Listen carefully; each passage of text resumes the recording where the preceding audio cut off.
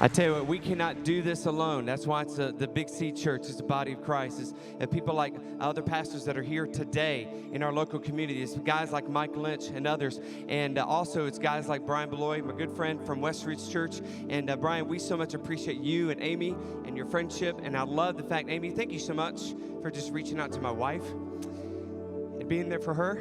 You know, she needs someone besides me who can help her along, and I appreciate you, Amy, for doing that, and so many others. And Brian, the reason why Brian is up here is because whenever this thing got started, I didn't know really where to start. I mean, we got called to plant a church, and where do we go? And I heard about this launch network that Westridge was doing about church planting, and so Brian and his team, they did an assessment, a couples assessment, and it's a tough assessment. I mean, there's like 40% that maybe pass, and we passed about the skin of our teeth. And so they led us on and helped us and trained us. I got trained just one-on-one with one of their key leaders, Mac Lake, and who's now with the North American Mission Board.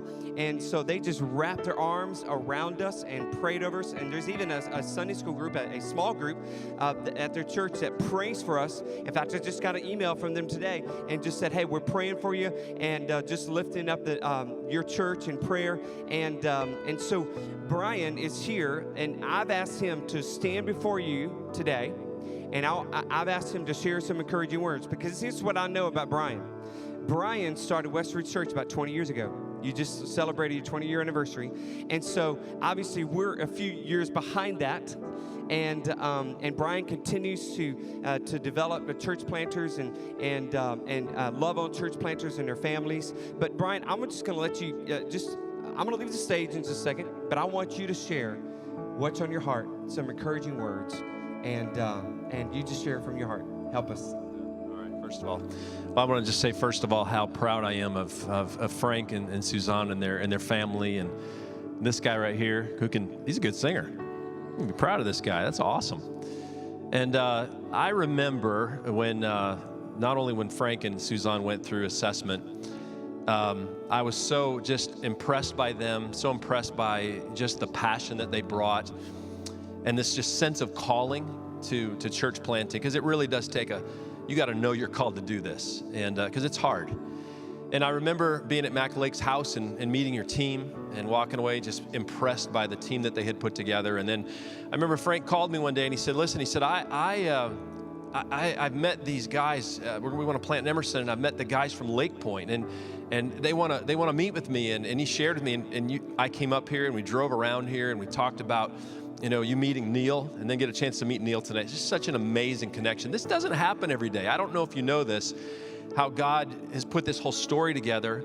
And Frank we drove around here together and prayed, and I just thought, there may not be another church that we've been connected with in church planting, which is about 150, 160 plus, that is more positioned to reach people in a big way, an amazing way than Lake Point Church. I mean, you guys, I mean, this sports complex has God's hand on it. This church has God's hand on it. 18 pastors. I mean, that just doesn't happen where people come together. That's a kingdom move, to pray that God would not only bring this sports complex here, but would also support the fact that there's a church involved in this. And so what a powerful connection. But when Amy and we just celebrated 20 years of Westridge back in September, and we started talking about just reminiscing over the last 20 years and what it's been like. And I've got to be honest with you, raising a church is kind of like raising a kid.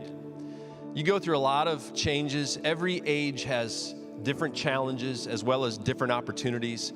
I remember getting Westridge off the ground when it was like a little baby, and it was like, is this thing going to make it? Every day you're just wondering if it's going to make it. And then you get to be 5 years old and you're still setting up and tearing down. And I want you to know, Westridge, we did this for 8 years, by the way. You will survive. But I look back on some of those years and I miss those, because it was really years where people were really rolling up their sleeves and we were all in this together, and there's a sense of unity and teamwork. And one day you move into a building and you think you've arrived, and you realize, no, we haven't. We've got a whole lot more work to do. And then you get to be a teenager. And how many of you have teenagers? Oh, you know, I mean, there's challenges that go along with raising teenagers, right? And we as a church, we've been through some seasons of challenge that God has positioned to be great seasons of opportunity. And now we're 20 years old, and again, we're just trying to figure out what it looks like to be 20. So with every season that you go through, you're gonna face challenges, you're gonna face opportunities. But I wanna share a few things with you that I just wrote down on my little phone here, just that I think go through every season. And I wanna encourage you to continue to pray big prayers. God is a God who honors prayer. God moves when we pray. One of my mentors told me years ago that nothing of eternal significance happens apart from prayer. And this whole complex and this church being part of this comes as a result of pastors coming together and praying together, praying big prayers. I mean, you see 2 million visitors come through this place, and I was, Frank said $9 billion industry, travel baseball, and I thought, how much do I own of that over the last many years? But there's gonna be so many families coming in and out of this place that are gonna be connected to Lake Point Church that desperately need the gospel. Desperately need to know that sports is not an end all. It's not the meaning of life, that Jesus is the meaning of life. Sports is opening up a tremendous opportunity for them to experience an opportunity to be connected to what is happening here at Lake Point Church through the gospel. But I want you to pray big prayers, not just at 5 years, but 10 years, at 20 years. Just don't stop asking God to do big things, because God is a God who answers big prayers. I also want to encourage you to expect God to do amazing things. When Amy and I moved here to Northwest Atlanta over 20 years ago, this was our heart's desire. We wanted to be part of something that was so big that we would just be foolish to ever take credit for it. That if we took credit, people would just go, you guys are just ridiculous to even attempt that. Only God can get the glory for this. I want you to pray big prayers, but I want you to expect God to answer in big ways, because God wants to do that. And He's looking for people to bless, looking for someone to strengthen, and why not here? So I want you to expect God to move in big ways and always give Him the glory. At that moment you want to take credit, just step back and go, no, God, it's only you that's been able to do this. And then I just want to encourage you to stay faithful. Stay faithful to what God's called you to do here. Stay faithful to the people of Emerson. They need Jesus. God may call you to plant churches all over the place or go here and there, and you're going to do some great things. I'm just sitting here watching this screen back. I'm amazed at what you guys have been doing in 5 years. It's awesome. But stay faithful to Emerson. Stay faithful to this region. Stay faithful to the state and work from there. And just be a light in this place. Stay faithful to supporting your pastor and his wife. I'll tell you, their job's not harder than you. It's just unique. It has unique challenges that you may not face. And they just need people who will commit to stay with them through all the ups and downs. And I want to tell you, there's not a perfect church. You will not find it, okay? And if you go there and you find it, just trust me, you will soon discover that it's really not. It's not a perfect pastor, not a perfect family that leads a church. This couple right here, they need you to come along. They need people who will commit to be with them regardless of what age this church goes through, what challenges they face, who are holding up their arms, praying for them, interceding for them, and just supporting them. I want to encourage you to sacrifice. Every stage you're going to face is going to take sacrifice. I love this campaign. One church, one mission, one chair. It's a great campaign. And it's going to take you being one together to pull it off. And it's going to take a lot of sacrifice. But you're going to get a chance to see God do great things. And you're going to be able to look back and go, I was a part of that.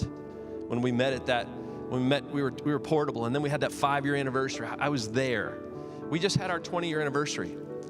We had 46 people that started Westridge with us. And there was, in the first year, probably, I don't know, maybe 150 people that were there that first year. And I looked around at all of the people who were with us. We had a little celebration on the Friday night before.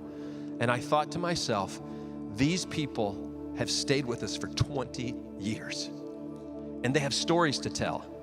They didn't bounce from church to church to church, and no, they walked with us through tough times. They walked with us with times they weren't quite sure if they knew that I was doing the right thing, or, they were going, I'm not sure what Brian's up to, but they stayed faithful. And they had a chance to celebrate 20 years of victory, 20 years of watching God's hand move, 20 years of planting churches, 20 years of whatever, the missions things that we did. And you'll have that same opportunity if you'll stay in the game, if you'll stay faithful, if you'll stay faithful. Stay faithful to this couple, stay faithful to the mission. And then I want to encourage you, don't be afraid of change. Don't be afraid of change. Listen, when you have kids, you don't expect them to stay babies. No, they're going to change, and you're going to change with them. And they're going to be, in elementary school, and there's going to be changes, and you're going to have to change with them. And then they get into middle school and high school, and you're going to have to change as they change. If our kids didn't change, they wouldn't be healthy, right? Healthy things change. Healthy things grow.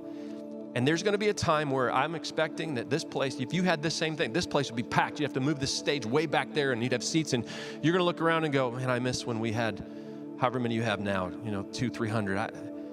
But God's moving, and I get a chance to be part of it. And so just expect change. Don't be afraid of change. Listen, just move with the change and ask God to grow you through all of it. All right? Because as you change, you're going to get to see God do some really amazing things, not just in this church, but in your life as God moves and grows you and stretches you. Don't be afraid to be stretched by God. Okay? When God stretches you, He's just setting you up for an opportunity for you to see amazing things happen. And then I want to just tell you as I finish to be courageous. Be courageous. As you think about what's happening here, Neil was sharing with me that only 25% of this place has actually been developed. And I'm thinking it's going to take a lot of courage to develop the rest of it. It's going to take a lot of faith. This community is going to have to embrace a lot more change around here. And hopefully they'll continue to see the fruits of it. But this church right here is not only going to change, but you're going to have to be courageous as you move forward.